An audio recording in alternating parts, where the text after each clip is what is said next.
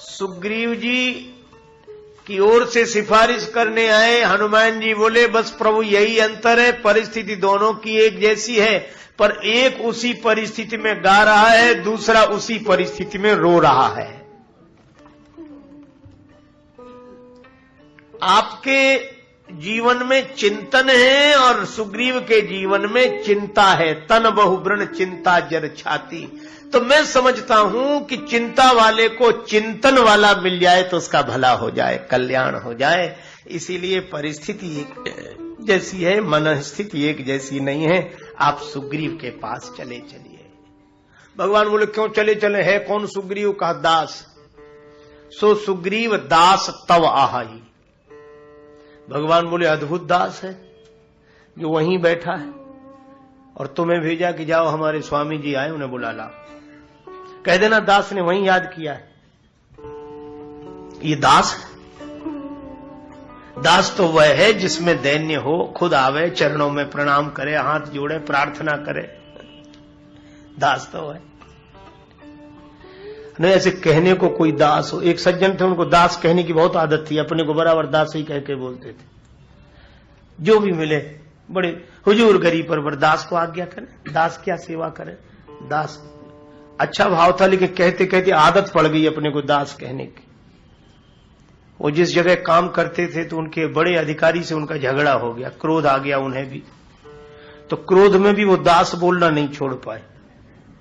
तो अधिकारी से बोले हुजूर गरीब बरबर दास को समझते क्या हो? और इतना क्रोध आया, दांत पीसकर बोले ये दास आपकी हड्डी तोड़ सकता है, दास आपकी खोपड़ी फोड़ सकता है, ये दास आपको। वो चौंका कि अजीब आदमी, ये दास ऐसे होते हैं दास? अरे सेवक सो जो करे सेवकाई। पहाड़ पर राजा बना बैठा है, तुम्हें भेज रहा है कि जाओ हमारे स्वामी जी को बुला लाओ, दास है। हनुमान जी ने ये नहीं कहा कि उसकी गलती है। हनुमान जी जिसकी सिफारिश करते हैं बड़े ढंग से करते हैं। हनुमान जी बोले प्रभु तुम उपकार सुग्रीव वहीं कीन्हा। ये उपकार देखो।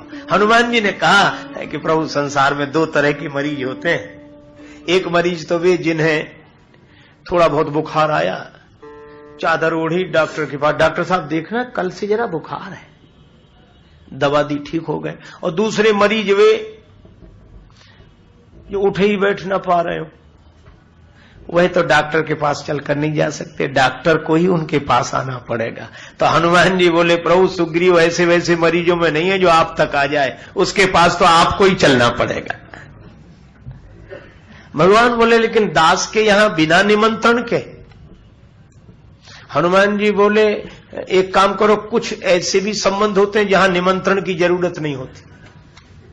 किस किस के यहां?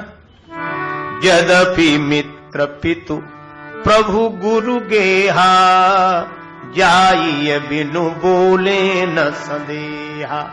मित्र के यहां, पिता के यहां, गुरु के यहां, स्वामी के यहां बिना निमंत्रण के जाओ, कोई हर्ज नहीं है। यद्यपि मित्र पितु प्रभु गुरु गेहा, जाइए बिन बोले हूं न संदेहा। गुरुदेव का आश्रम है, बिना बुलाए जाओ। भगवान के मंदिर में बिना बुलाए जाओ। मित्र के यहां बिना बुलाए जाओ। पिताजी के यहां बिना बुलाए जाओ। हां इतना जरूर है, तदपि विरोध मान जहां कोई, तहां गए कल्याण न होई। यह तो संकेत है। पर ये संबंध ऐसे हैं कि यहां निमंत्रण की आवश्यकता नहीं है। तो हनुमान जी बोले कि सुग्रीव तो आपका दास है। भगवान बोले यही तो हम करेंगे, दास के यहां बिना निमंत्रण जाने के लिए तो नहीं लिखा है। मित्र के यहां लिखा है, पिता के यहां लिखा है, स्वामी के यहां और गुरु के यहां। हनुमान जी बोले प्रभु पूरी बात तो सुने। हाँ भगवान बोले सुनाओ। तो कहा कि आप संबंध बदल लो ना। भगवान बोले कौन सा संबंध जोड़े? कहते ही सननाथ मैत्री कीजे, आप मित्र मान लो उसे। भगवान बोले हद हो गई हनुमान जी, हम इतनी दूर से चले आ रहे हैं, रास्ते में जितने मिले सब मित्र ही बने। राम जी का स्वभाव ऐसा है कि दास मिलते हैं मित्र हो जाते हैं।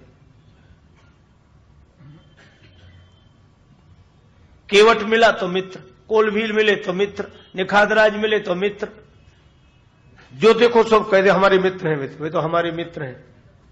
राम जी बोले कि अब तक तो मित्र ही मित्र मिलते रहे, मुश्किल से एक दास मिला था, सो सुग्रीव दास तो आई, उसे भी मित्र बना ले तो दास की जगह तो खाली है। मित्र अगर उसे भी बना ले तो दास की जगह तो खाली रहेगी। हनुमान जी तुरंत बोले प्रभु मैं तो यही चाहता हूं कि दास की जगह खाली ही रहे, दास की जगह खाली। सुग्रीव कहे दास, उन्हें बिठा लीजिए मित्र की जगह और दास की जगह खाली हो जाए, वहां हनुमान को बिठा लीजिए, यही मैं कह रहा हूं। तेहि सन्नाथ मैत्री कीजिए, दीन जान तेहि अभय करीजे। हनुमान जी ने कहा कि प्रभु आप दीन बंधु हैं और सुग्रीव दीन है, दीन जान तेहि अभय करीजे।